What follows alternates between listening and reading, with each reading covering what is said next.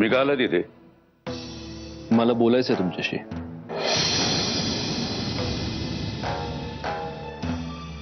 बोलणं झालं असं समजा आणि निघायचं.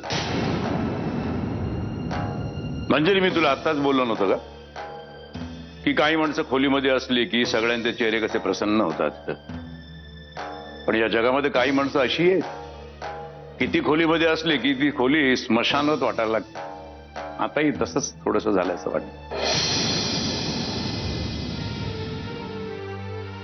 मला माफी मागायची तुमची. माफी माझी? माफी क्षमा हे शब्द आहेत का तुमच्या शब्दकोशामध्ये? बाबा प्लीज तुम्ही बोलू दे, त्यांना बोलू दे. कारण शेवटी चूक माझी आहे. काही दिवसांपूर्वी आमच्या बिझनेसमध्ये आमची फसवणूक झाली. मला असं वाटत होतं की त्या सगळ्या मागे तुमचा हात आहे. म्हणून मी चिडलो. मी त्या दिवशी इथे आलो आणि मी जे काही बोललो ते मी बोललो. पण आज मला असं कळलंय की ही माझी चूक होती, हा माझा गैरसमज होता. तुमचा त्या सगळ्या प्रकरणाशी दुरान्वयही संबंध नाही आणि म्हणून मला तुमची माफी मागायची. I am very very sorry. आता तुमचं बोलणं झालं असेल ना तर खरंच निघायचं. आणि मुळात त्या दिवशी तुम्ही जे काही बोललात ना त्याला मी कवडी इतकीही किंमत देत नाही. त्यामुळे माफीचा वगैरे प्रश्न येतच नाहीये. निघा निघा, तुम्ही निघा. जायच्या आधी मला एकदा शुभ्राला भेटायचंय. ती बेडरूम मध्ये आहे.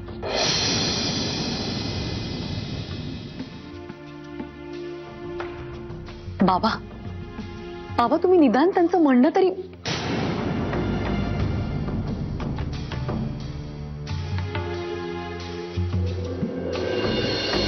ओ शुभ्रा, उगी उगी उगी. हा कुणावर चिडली आहेस एवढी? मावशीबाईंवर वय? उगी उगी उगी. आपण मावशीबाईंना चांगलं धपाटा करू. हा उगी उगी उगी माझ्या लेकर उगी. मी शुभ्राचं. ठाव आहे मला तुम्ही कोण आहेसा ते.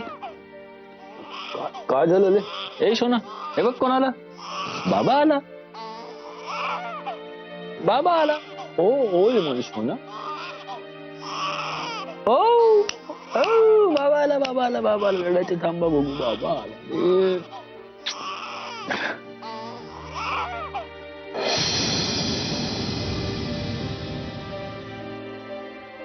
अहो मावशी, तुम्ही असे इशारे काय करताय तिला? मी काय पळवून घेऊन नाही जाणार आहे शुभ्राला. एकदा तेही केलं होतं पण फायदा काहीच नाही झाला. उलट आमच्याच हातात बेड्या पडल्या. हो, बाबाला पोलीस पकडून घेऊन गेले. बाबा वेल्याचाल का वागला मग. पण आम्ही शहाणे आहोत की नाही? शहाणे होत आम्ही.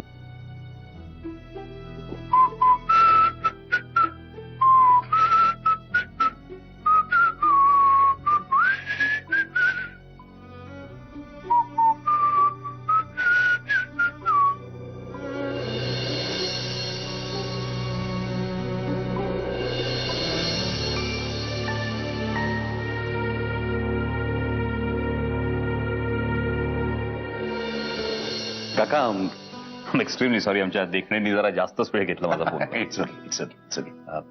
मंजिरी, अरे मंजिरी शुभ्राच्या खोलीमध्ये गेली जरा.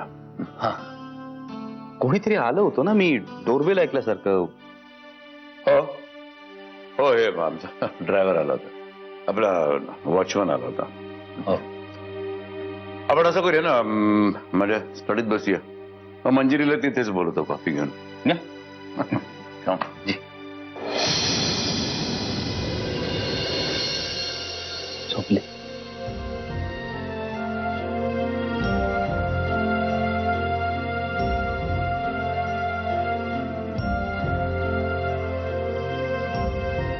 मावशी, तुम्ही सांभाळता ना हिला? वय कुठून जा तुम्ही? म्या सातारची.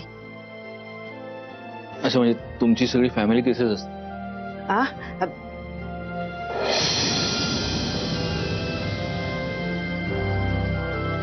मावशी, गैरसमज करून घेऊ नका. मी उलट तपासणी नाही घेते तुमची. मंजिरी प्लीज गैरसमज नाही. करून घेऊ नका. It's okay.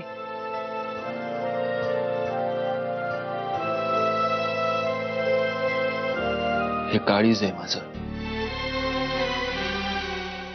श्वास आहे माझा. तिला जपा.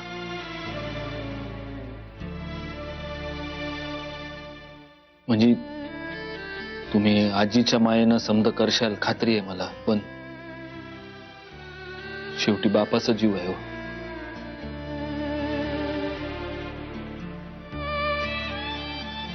तो गलबलतोच ना, म्हणून. मी पगार घेऊन काम करत असली ना तरी मंजिरी मला लेकीसारखीच आहे. आणि शुभ्रा नातच आहे माझी.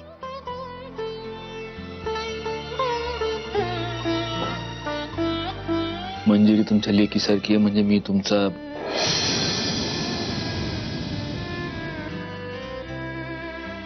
जाऊ द्या. हो आहेत तीच नातीनी बनत, अजून नवीन कुठं जोडायची.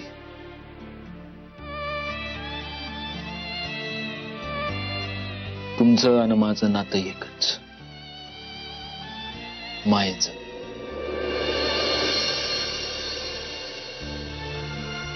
जी माझा जीव की परान आहे तिच्यावर तुम्ही माया करता. लय मोठं नातं आहे हे. येतो. हा काय करतास हे? अहो ज्या माऊलीच्या कुशीत माझी लेक निसती त्या माऊलीचे पाय धरले. काय बिघडलं?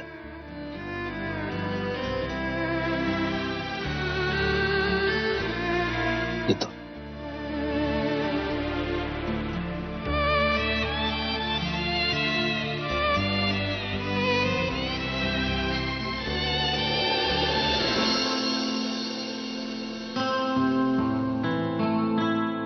अहो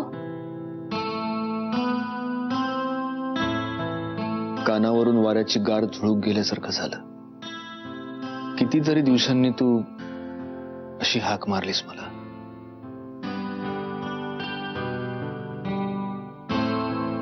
बाबा मगाशी जे काही बोलले तुम्ही तेच बोलणार होते.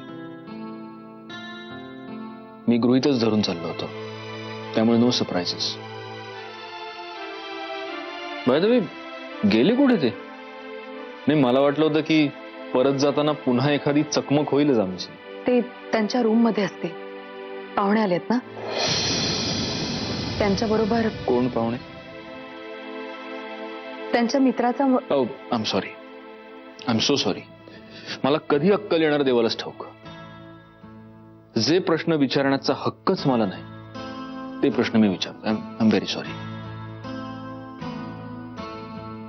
आणि पाहुणे जर आले असतील घरी तर मला ताबडतोब गेलं पाहिजे. कारण काय, मी जोपर्यंत या घरात आहे तोपर्यंत या घराचं स्मशान होणार. स्मशानात उगीच तुमच्या पाहुण्यांना हुडहुडी भरायला नको, नाही का?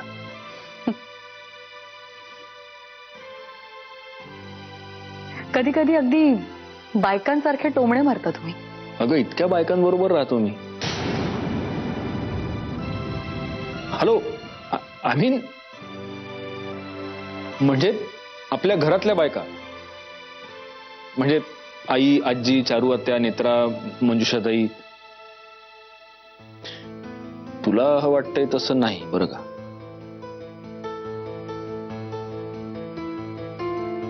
नीट जा. हं? हो. आणि हो, बिझनेसमध्ये कुठलंही टेन्शन असेल तर होईल ते दूर. गौरांग भाऊजींकडून कळत असतं मला सगळं. तुमच्यासाठी देवाकडे प्रार्थना सुद्धा करते.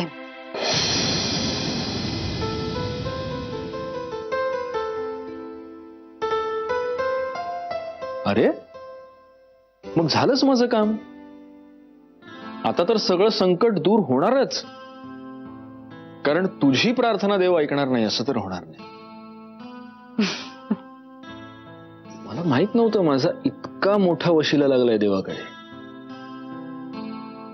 एक गोष्ट आज पुन्हा एकदा सिद्ध झाली. काय? मी अजूनही तुझ्या चेहऱ्यावर हसू आणू शकतो.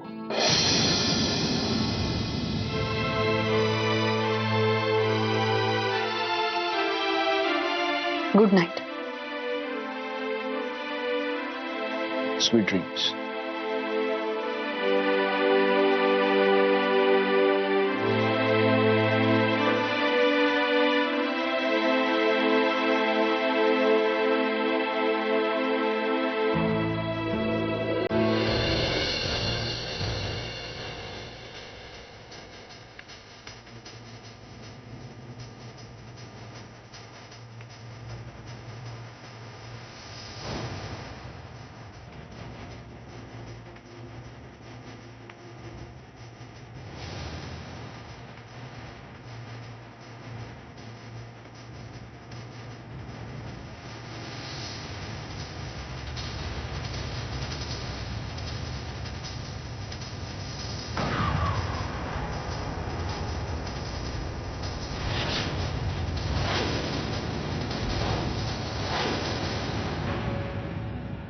का आलीस वेगळे? मी पाहिलं तुला खिडकीतनं. बोलायचं होतं तुझ्याशी. आपल्यात काय ठरलं होतं ना?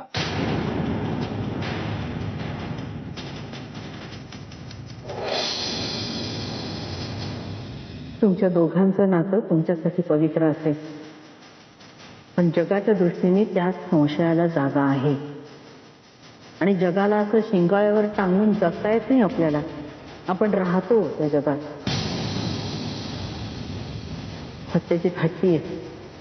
एखादी गोष्ट करू नको असं त्याला सांगितलं, दुराग्रहाने तो तीच गोष्ट करत राहतो. तू जर म्हणतेस तेवढी जर तू खरंच समजूतदार असशील तर तुला हे कळायला हवं की तुझ्यासारख्या देखण्या आणि एकट्या बाईनं सत्यजित पासून लांब राहायची गरज आहे. तुझ्या इथं म्हणणंच बरोबर आहे सत्याजित. त्यामुळे इथून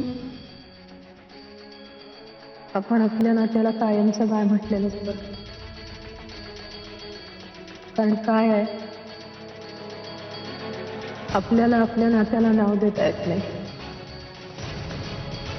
मग लोक आपल्या नात्याला नावं ठेवतात आणि त्याचा काही फरक पडत नाही. असं बरोबर किती दाखवत असेल तुम्ही,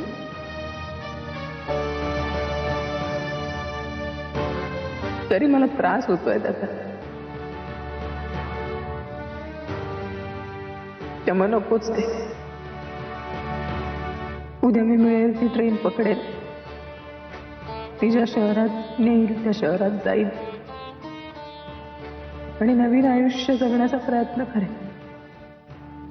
पण तुझ्या आयुष्यात माझ्यामुळे कुठला पेच नको.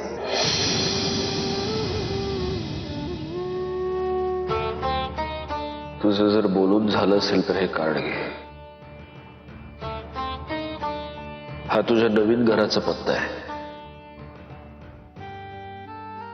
मी सगळी व्यवस्था केलेली आहे. उद्यापासून तू इथे राहणार आहेस. आता मी काय म्हटलं ते ऐकलं नाहीस का तू?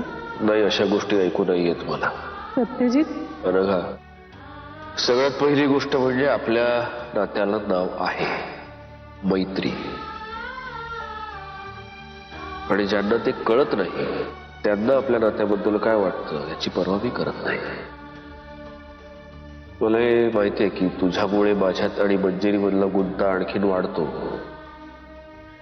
पण इथून पुढे आपण तो वाढणार नाही याची काळजी घेऊ शकतो. तुझ्यावरचं संकट टळत नाही तोपर्यंत तू इथेच राहा. आणि कोणालाही कळण्याची काहीच गरज नाही. मी सुद्धा सगळ्यांना हेच सांगेन की मला माहित नाही तू कुठे आहेस. पण मग मी निघूनच गेले तर? थांबव का गाडी? चालती हो.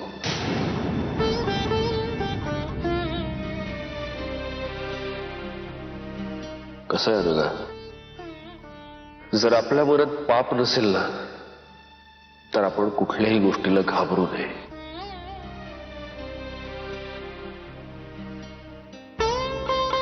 मागच्या जन्मात माझा कोण होताच देव जाणे. जेव्हा आपण दोघंही देवाकडे पोहोचू तेव्हा देवाला हा प्रश्न विचारू. आता सध्या पुढ्यात जे वाढलंय ते कसं निस्तरायचं ते बघ.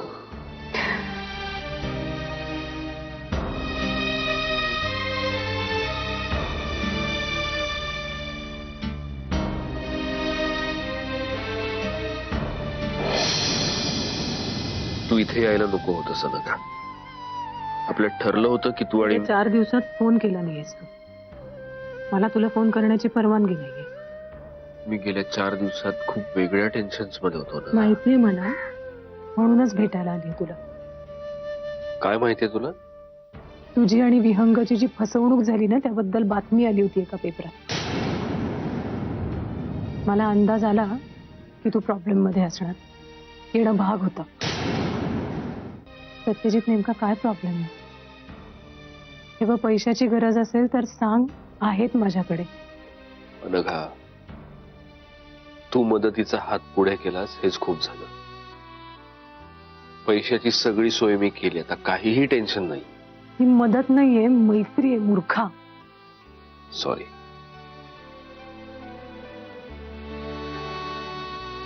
तू ठीक आहेस ना? फर्स्ट क्लास आहे. दात दाखवायला काय झालं तुला आता?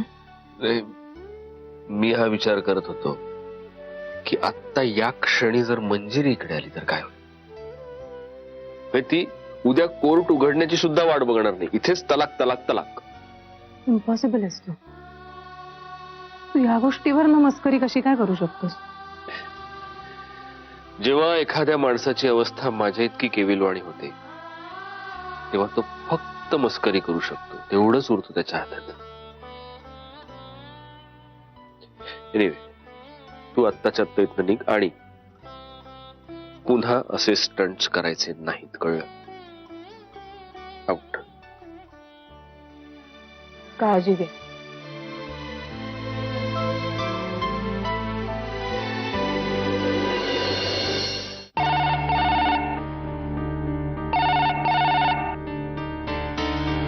हॅलो. कशी आहेस मावशी? ठीक आहे मी. तू कसा काय फोन केलास? अगं अगदी सहज. त्या दिवशी घरी येऊन गेलो, त्यानंतर आपलं काही बोलणंच नाही झालं. म्हटलं फोन करून विचारावं सगळे कसे आहेत. हा मावशी, तू दिलेलं गिफ्ट खूप आवडलं बरं का सुहासला. बर. काय झालं तुला? नाही, काहीच नाही. कुठे काय? मावशी, मी चुकीच्या वेळी फोन केलाय का? नाही म्हणजे तू कामात बिझी असलीस तर मी नंतर फोन करते. नाही ग, नाही, तसं काही नाहीये. तू बोल ना. मावशी, हे बघ, मला माहितीये आता माझा तुझ्यावर किंवा घरातल्या इतरांवर आधीसारखा अधिकार राहिलेला नाहीये. पण अधिकार नसला म्हणून काय झालं? प्रेम तर कमी होत नाही ना. इतके वर्ष तुझ्या बरोबर राहून फक्त तुझ्या आवाजावरनं मला कळू लागलंय की तू कधी रागवतेस, कधी खुश असतेस, कधी अस्वस्थ असतेस. हे बघ, तुला जर का सांगायचं नसेल ना तर हरकत नाही, कारण आता माझा खरंच तेवढा हक्क राहिलेला नाहीये. प्रिया, खरंच तसं काही नाहीये. आणि तुला न सांगायला काय झालं बाई? तू घरचीच आहेस ना. माझ्या बाबतीत म्हणशील तर हो, मी आहे थोडीशी अस्वस्थ. सत्याच्या बिझनेसमध्ये सध्या अडचणी सुरू आहेत. एका मोठ्या व्यवहारामध्ये खोट आली आहे. त्यांना कर्ज झालंय थोडस. हो का? बापरे, मग आता? नाही, पण तुला माहिती आहे बिझनेस मध्ये हे सगळे चढउतार होतच असतात प्रिया. आणि सगळ्यात महत्वाचं म्हणजे माझं सत्या समर्थ आहे ना ग सगळं सावरायला. हो ना, पण मावशी, तुला कसलीही मदत लागली ना, म्हणजे अगदी कसलीही, तर फक्त एक फोन करायचा तुला. तू बोललीस तेच पुष्कळ आहे माझ्यासाठी. खरं सांगायचं तर तुझ्या माझ्याच्याने काही होण्यासारखं नाहीच आहे. आपण फक्त देवाकडे प्रार्थना करू शकतो सगळं सुरळीत होऊ द्या म्हणून. आणि तसंही मावशी मी काय करू शकणार आहे म्हणा.